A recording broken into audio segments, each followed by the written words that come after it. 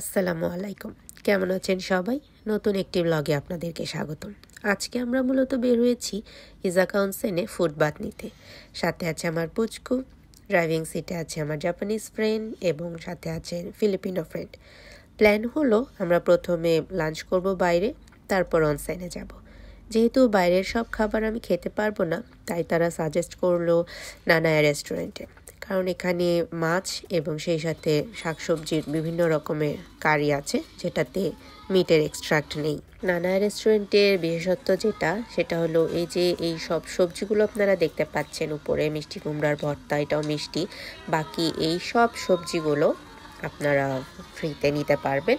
শর্ত হলো একটি মেইন ডিশের সাথে বাকি এই সবগুলো খাবার আপনারা নিয়ে নিতে পারবেন। এবং সেই সাথে এখানে বিভিন্ন রকমের মশলা আছে, সস আছে।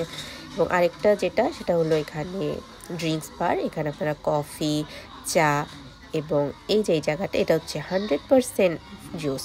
এখানে ফলের বিভিন্ন রকম ফলের জুস রেডি করা আছে। এগুলো সবগুলোই আপনারা নিতে পারবেন একদম ফ্রি, শুধুমাত্র একটি মেইন ডিশ অর্ডার করলে। এবং মজার বিষয় হচ্ছে মেইন ডিশের দামটাও খুবই রিজনেবল এখানে। এটা আমার এখানে প্রথমবার আসা। মেইন ডিশে আমি নিয়েছিলাম সাবা মিসোনি। এটা হচ্ছে মিসো দিয়ে ম্যাকরেল ফিশ রান্না। এটা জাপানিজদের খুবই ফেমাস খাবার। সাথে ছিল রাইস আর মিসো স্যুপ। আর সবজি নিয়েছিলাম সাথে কেক আর মিষ্টি কুমড়ার পেস্ট। প্রতিটা খাবারই অনেক মজা ছিল। সবজি খেয়েই আমাদের পেট প্রায় ভরে যাওয়ার মতো অবস্থা।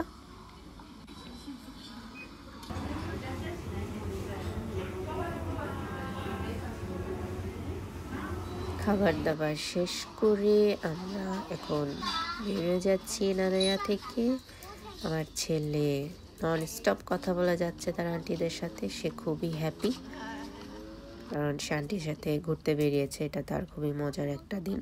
সে আজকে তার হইকোয়েন যায় নাই, কারণ সে ঘুরতে যাবে দেখে।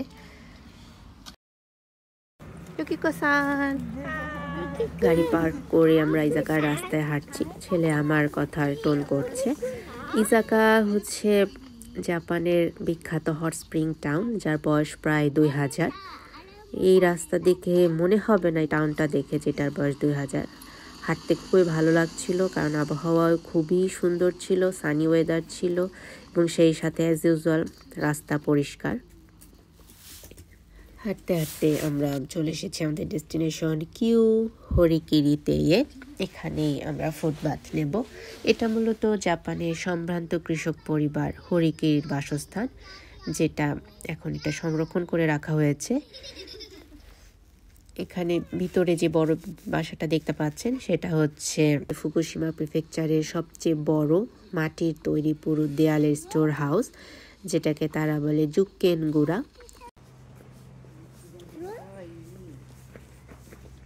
সেই সাথে আছে যেটা হচ্ছে জুকেনগুড়া, সেই সাথে আছে জাপানিজ স্টাইলের বড় বিল্ডিং।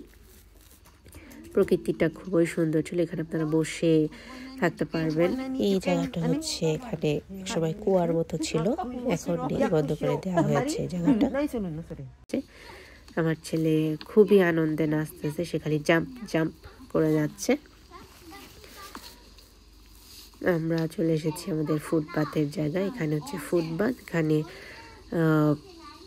হুইল চেয়ারেরও ব্যবস্থা আছে, তারাও বসে এখানে ফুটপাথ নিতে পারবে। সামনে কালো উঁচু জায়গাটাতে হচ্ছে হ্যান্ডবাথ,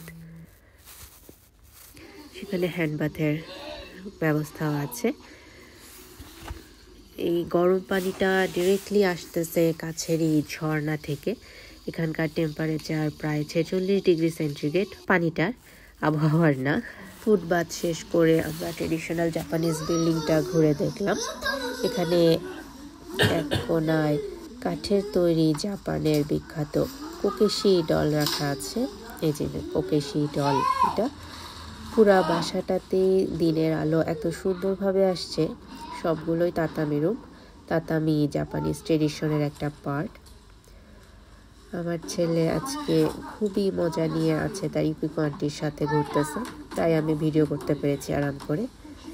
এখানে এই রুমটাতে হরিকি ফ্যামিলির উৎপত্তি কিভাবে তার নিয়ে ডিটেলস লেখা আছে।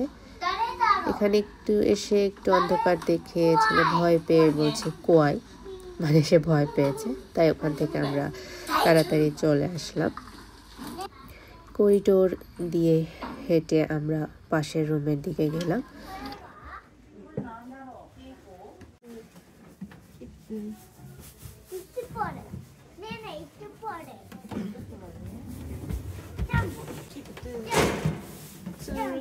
Of agriculture.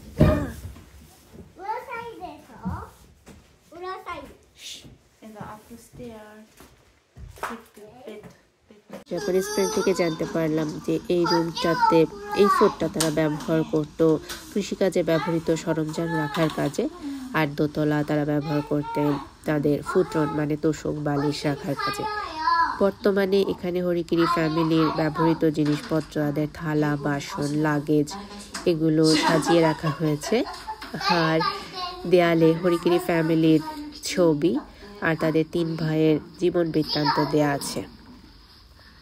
খুব সুন্দর করেই সবগুলো তারা সংরক্ষণ করে রেখেছে, কারণ এগুলো প্রায় অনেক বছর আগে, কিন্তু এখনো দেখে মনে হচ্ছে যে হ্যাঁ সবগুলো একদম নতুনই আছে। যে তাদের ফ্যামিলির ছবি এখানে, সেই সাথে তাদের জীবন বৃত্তান্ত, তাদের 3 ভাইয়ের জীবন বৃত্তান্ত এখানে লেখা আছে।